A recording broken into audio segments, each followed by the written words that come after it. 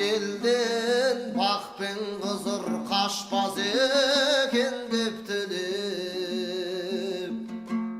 Osu elden osal jerini tüzüp jürgen şegizim. Osu elden bak ben kızır kaçmaz eken deptilim. Osu elden osal jerini tüzüp jürgen şegizim.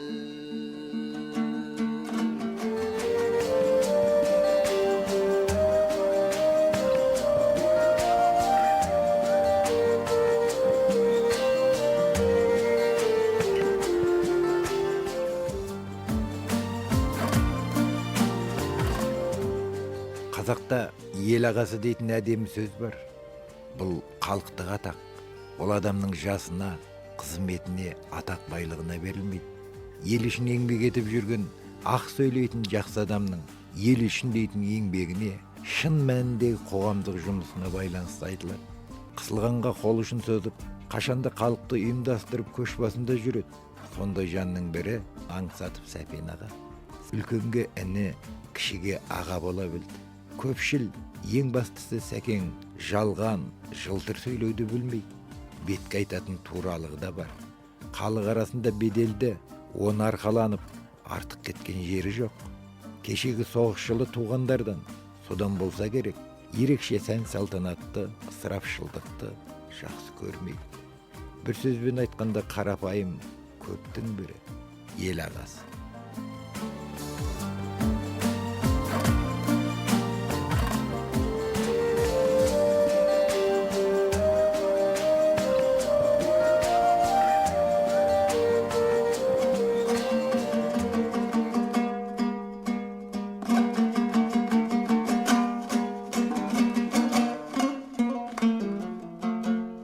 Сәпен ақыл ойының ұшқырлығымен, ерніңдегіні емеуріннен танитын алымды шалттығымен, анау-мынауға бойын алдырмайтын, аяғын шалдырмайтын алғырлығымен ерекшеленетін көшелі азамат. Өзі шыққан биіктердің жалына ол ең алдымен осындай өркешті қасиеттерінің арқасында қол жеткізді. Қомшабай Сүйініш, ақын драматург, халықаралық Алаш сыйлығының иегері.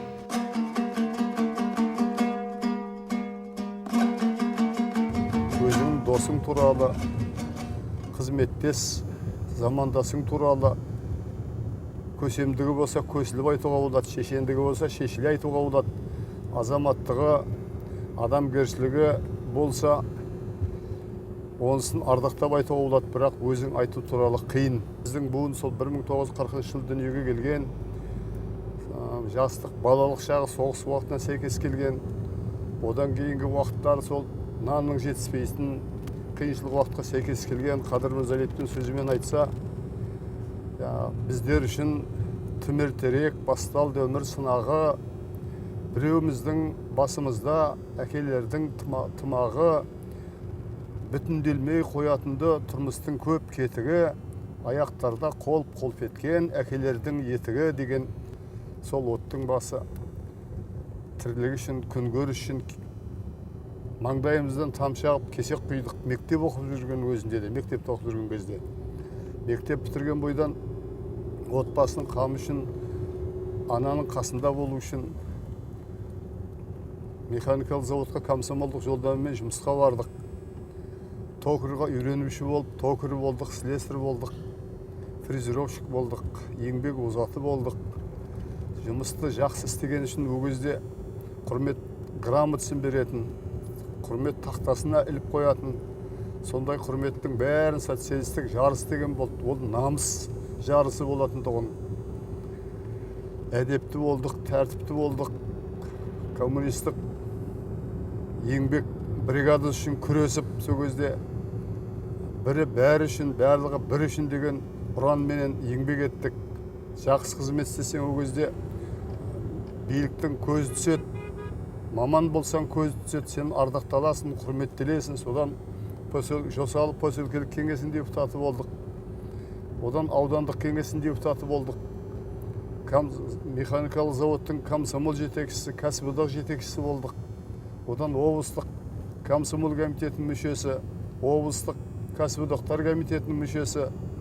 Сөйтіп жиналыс сайын сөйлеп, мереке сайын ұрандап, кеудеміз толған жалын, күрессек, жықсақ деп, жарыссақ, озсақ деп жастық шағымыз өтті. Мектепте де әдебиетке құмарлығым, өлең жаттауға құмарлығым, сөз қадірін аңғаруға құмарлығым, сөздің ішінде мәйегін жадымда ұстауға құмарлығым болды. Ол анамнан қалған қасиет.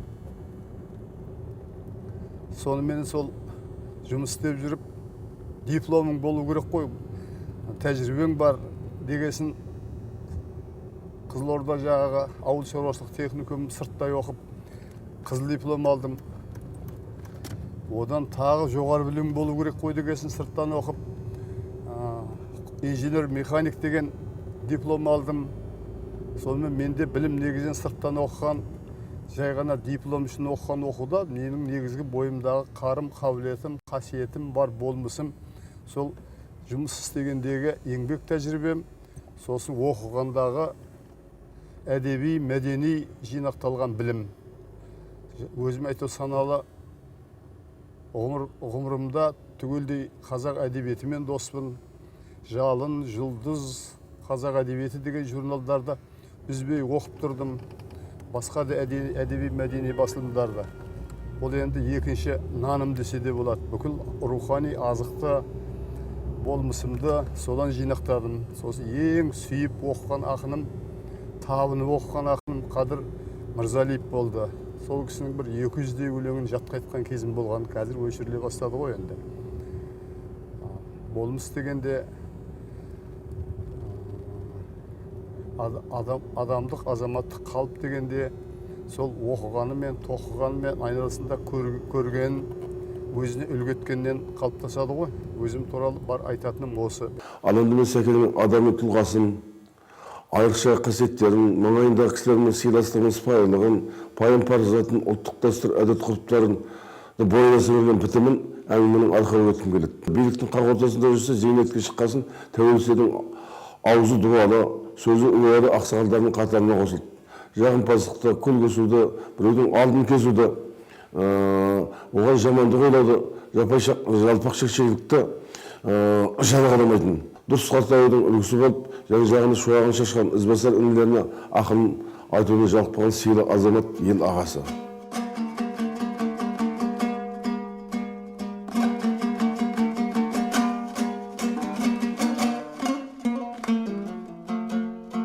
Сәпен әубастан тым адал туған, табиғи бітім болмысы бөлек жаратылған, тоқығаны телегей теңіз, ата-баба тарихын өз өмірімен өрнектеп жазып жүрген, қиян пұрыс қылықтан мүлдем ада, ерен жаратылған жан.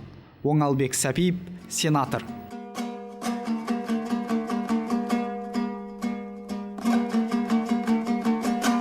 Сосын менің бір мақтанып айтатыным 1958 жылы Жосалдағы 26-шы қазақ орта мектебін бітірдік, Шоқан Уәлиханов атындағы. 100-ден аса мектеп бітірушілердің сол ұйымдастырушысы болдым, жетекшісі болдым. Сол 100-ден аса мектеп бітірушілердің 1983 жылы 25 жылдығын ұйымдастырып өткіздім. Содан мені өздері төраға етіп сайлады. Содан бері сол мектеп бітірушілер мені біздің жетекшіміз деп айтады. Одан 2008 жылы мектеп бітірген біздің 50 жылдығын атап өттік. Онда да сол Қазақстанның түкпір-түкпірінде жүрген, әсіресе тұрмыстан кеткен қыздар тап оңай емес.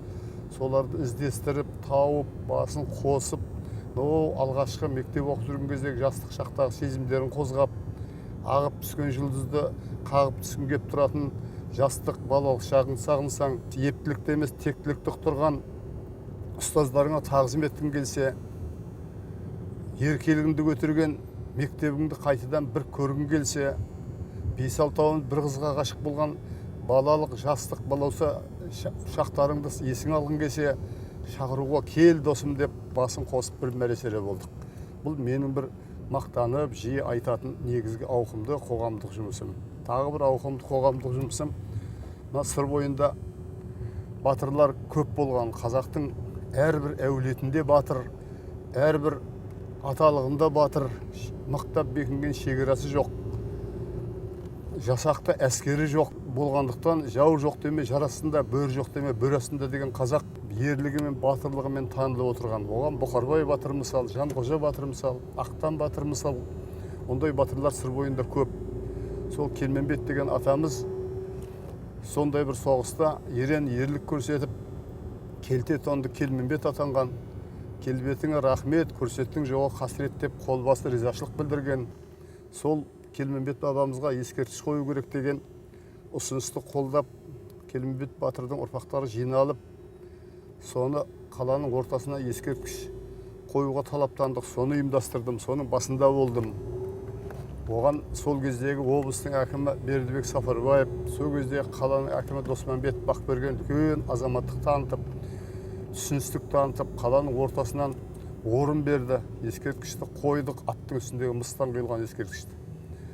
Мұхтар Шахановтың айтқаны бар ғой, ерлікті жасамаудан бағаламау әлде қайда қауіпті деп. Ертеде өткен сондай батыр бабаларымыздың ерліктері ұрпақтарынан бағасын алып атса, оның ерлік қасиеті, өрлік қасиеті, азаматтық қасиеті, туған жерге, елге деген көкірегіндегі намысы ұрпақтарына дәріптеліп айтылып жатса, ол бір намыс сабағы болады, ол бір рух сабағы болады. Сондықтан сол ескерткішті 1999 жылы орнаттық, үлкен мереке жасадық.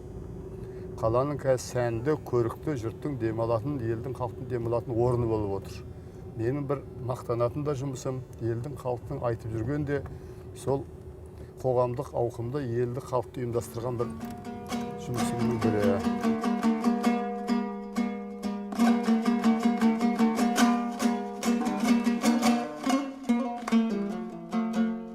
Еліміздің егемен дәуірінде халықтың дәстүрлі мәдениетін, рухани мұрасын, өмір сүру тәсілін, діни нанымдылығын, күнделікті тұрмыстағы әдет ғұрпын, салт санасын әрбір азамат сүйіп, оны насихаттаулары тиіс. Осындай игі істің насихатшысы Сәпен Ансатов деп білемін. Айтбай Сүйінбайұлы Әлібаев, әділет генерал-майоры. Енді Сәкеннің көптеген жақсы қасиеттері бар. Ең бастысы, ол қай кезде де, қай жұмыста да, өзінің жұмысында жақсы істермен көрінді. Әсіресе 80-ші жылдардың орта шенінде облыста жаңа басшылық келді, Еркін Әуелбеков. Осы кезде сол кісінің сеніміне ие болған шамалыған адамдардың біреуі болды. Өзінің адалысыменен, жаңашылдығымен, іскерлігіменен көптің көңілінде қалды. Сондай-ақ Сәкеннің бір жақсы ерекше қасиеті әдебиетті жақсы көреді.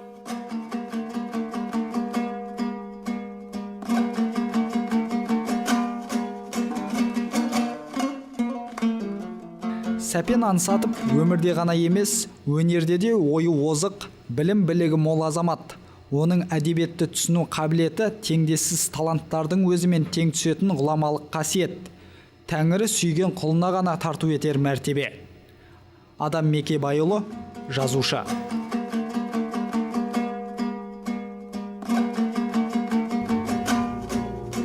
Перзенттерім, үлкен ұлым Бақыт, 2 оқу бар, 2 жоғары білімі бар. Алматыдағы техникалық, Қаныш Сәтпаев атындағы техникалық университетті бітірген. Одан кейін осы заң институтын бітірген, заңгер. Қазір Алматыда мемлекеттік үлкен бір мекемеде юрист болып қызмет істейді. Ол үйде келінім Жанар Тұран әлем банкіде финанс қызметкері.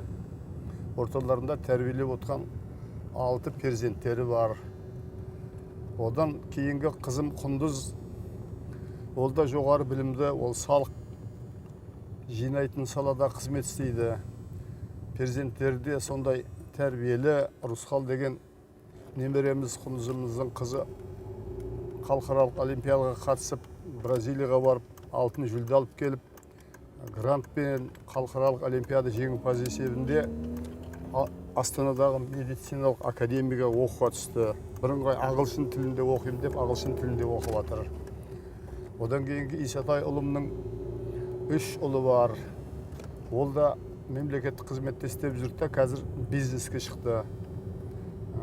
Ол үйдегі Гүлназ келініміз ғылым кандидаты, доцент, Астанадағы заң институтында қызмет істейді. Одан кейінгі Шырынкүліміз жақында тұрмыстанды.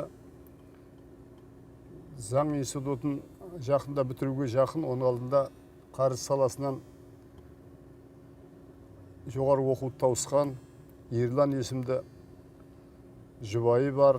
Жақында бас қосты тойын тойлап Астанаға барып қайттық. Одан кейінгі құрылайымыз Дархан есімді азаматқа тұрмыстанды. Ортасында бір қыздары бар. Астанада тұрады. Дархан мемлекет президент академиясында оқуда. Құрылай әзірше үйде балдарын оқытып отыр. Біздің перзенттеріміздің ризашылығымыз, атанан сыйлайтын тәрбиелі болып өсті. Перзенттерімізге дән ризамыз. Аңсатыптар әулеті сыр еліне белгілі азаматтар.